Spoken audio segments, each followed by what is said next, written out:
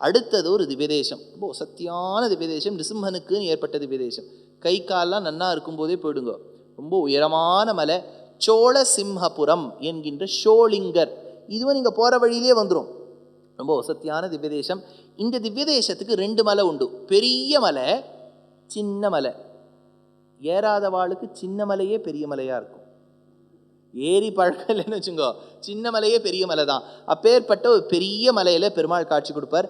யோக நிருசிம்மன் அப்படின்னு யோக பட்டையோட காட்சி கொடுப்பார். பெருமாள் சொல்லி காமிக்கூடாது, அவர் இன்னும் ஜம்முன்னு உட்காந்துப்பார். இப்படி வச்சுட்டு யோக பட்டைன்னு ஒன்று போட்டுப்பா. அதெல்லாம் யோகாசனத்தில் இருக்கக்கூடிய ஒரு பட்டை.